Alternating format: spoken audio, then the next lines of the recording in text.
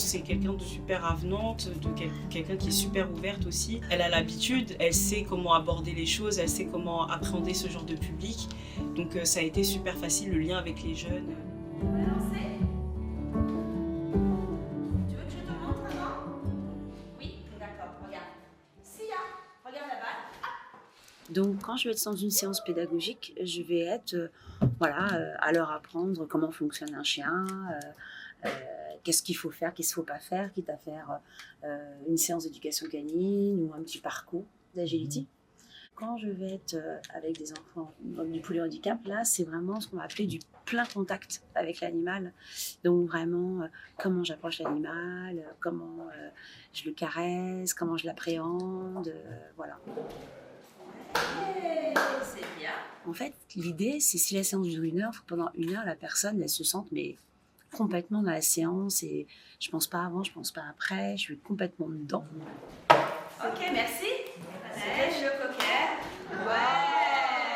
C'est trop fort. Alors évidemment, en amont, je vais effectivement bien m'enseigner sur le type de public et savoir un petit peu les capacités. Et là, j'ai beaucoup de matériel. Hein. Donc, moi, j'essaye de rester vraiment centrée sur le chien. On accueille du coup une 50aine de jeunes qui sont porteurs de handicap, notamment de l'autisme. Et on a aussi des déficiences intellectuelles et des déficiences neurocognitives. Donc on va avoir des jeunes par exemple qui sont non-verbaux. Et je pense à des jeunes qui auraient pu avoir peur des chiens. Et au début justement des séances, c'était très difficile. Nathanaël, il n'osait pas s'approcher des chiens par exemple. C'est quelque chose qui lui procure de l'angoisse. Et on s'est dit qu'on va essayer quelques séances avec lui pour voir justement si, au fur et à mesure du temps, cette angoisse allait se canaliser chez lui et que ça n'allait pas justement lui apporter quelque chose de plus apaisant justement pour lui. Super. Alors, qui t'arrive aujourd'hui? Qu'est-ce qu'il y a eu comme...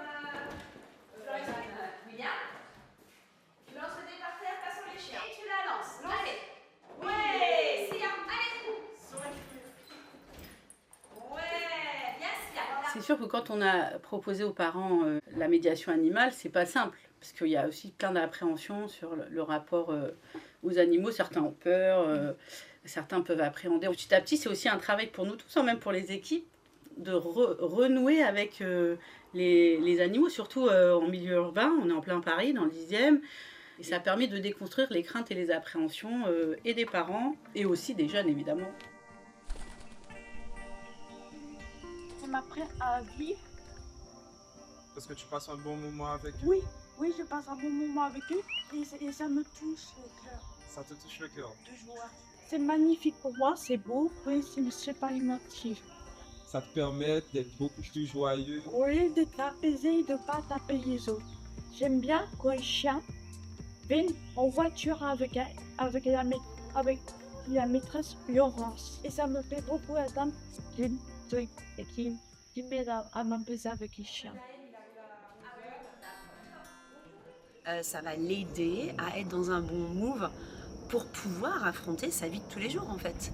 D'accord? Et c'est vrai que à un moment s'il passe 1 heure de je suis bien, etc., quand il ressort, il a les bienfaits de ça. Donc du coup, forcément, ça a une incidence sur la suite. Le cœur de notre travail, c'est d'essayer petit à petit de les aider à exprimer les choses, mais en même temps d'écouter leurs besoins. Donc oui, des difficultés, il y en a, mais c'est la vie, j'ai envie de dire. Mais par contre, ce qui est génial, c'est de réussir à la traverser avec eux. Et c'est un enseignement à chaque fois. Bravo.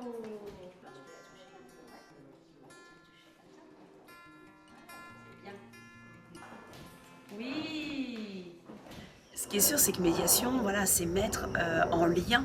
Et donc là, l'idée, c'est un intervenant qui va mettre en lien un animal et un humain. Et donc, la médiation animale, c'est vrai qu'on va être plus sur un plan thérapeutique.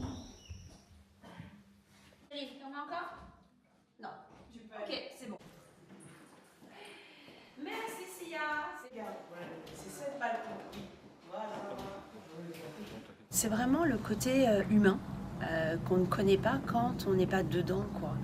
Et le partage que je peux avoir avec, que ce soit avec les enfants, d'apprendre à les connaître, d'apprendre à avoir les échanges. Si je devais résumer l'atelier de médiation animale en 3 mots, je dirais empathie, liberté et émotion.